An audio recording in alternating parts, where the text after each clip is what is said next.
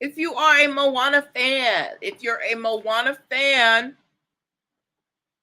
give me an M in the comments. Or, if you're a parent whose child is a Moana fan. I love Disney movies. I think they're so cute. But if you saw Disney's Moana, if you saw Moana 2, give me an M in the comments. All right.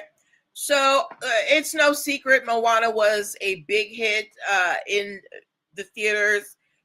Kids love it. So they made a sequel. There's plenty of merch, and it's a Disney production. So we know that Moana is bringing in money, right? There is a gentleman by the name of Buck Woodall. He is an animator. Buck Woodall is currently suing Disney for $10 billion because he says that they stole his idea for Moana. Why does Buck think Disney stole his idea? Buck says that he was working for a company that had a first look deal with Disney. So essentially this company, they'd come up with ideas for different stories and they'd bring it to Disney and say, hey, are you interested? Right? Buck goes and shows his idea for, a Polynesian story.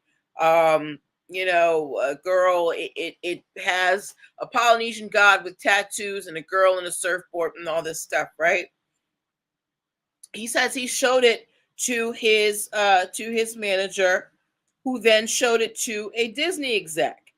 And next thing he knows, Moana is being made. Now, his production that he had made was called Bucky. And he says, 5, 6 maybe years later, he sees Moana coming up and he wants $10 billion, right? Now, we are an astute crowd here.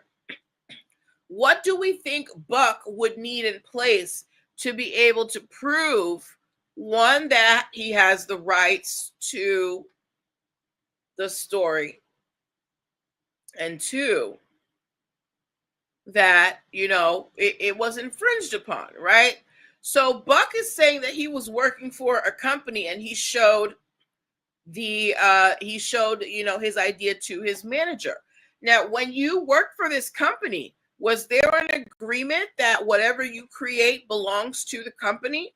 Because sometimes when you work in different, it happens in science, it happens in art, depending on the company that you work for. I remember somebody I knew worked for Planet Fitness, and part of their employee agreement said anything you create, for the gym, during your tenure as an employee belongs to the gym, right? Belongs to the company.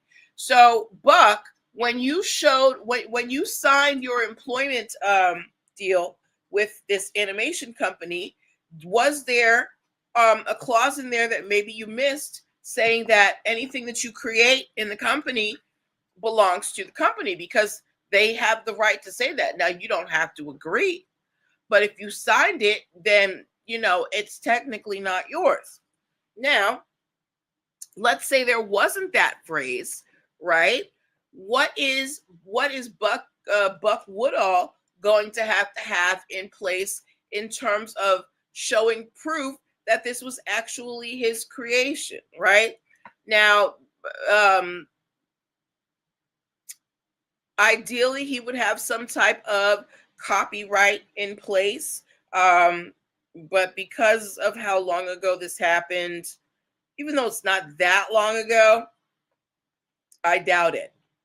But the thing is, if you created it on the job for a job where your job for a position where you're supposed to create content, you're supposed to create ideas for your company, I don't understand where the infringement comes in. This is your job. This is what you're supposed to do. But hey, everybody wants a piece of that Disney pie. And if Buck feels like he's owed more than, his paycheck with the animation studio, good luck to him. But in order for him to be successful, he's going to have to show that A, he didn't sign away the rights to his creations when he signed up with this company, and two, that he has some proof that he actually, created this, that it's actually his idea and that it is sufficiently similar that it was copied. Now, when you read the details, he's saying it's about, a girl sailing out into, and a Polynesian god and all this. When I read it, the details seemed very generic.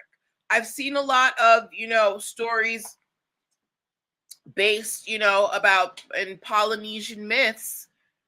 And while this is done very well, it's not necessarily a novel idea. So I don't know how much distinctiveness there was with Bucky. But good luck to Mr. Woodall. All right. But yeah, my Moana fans, let me know what you think. What do you think Buck is going to have to do to show that he owns Moana? Okay.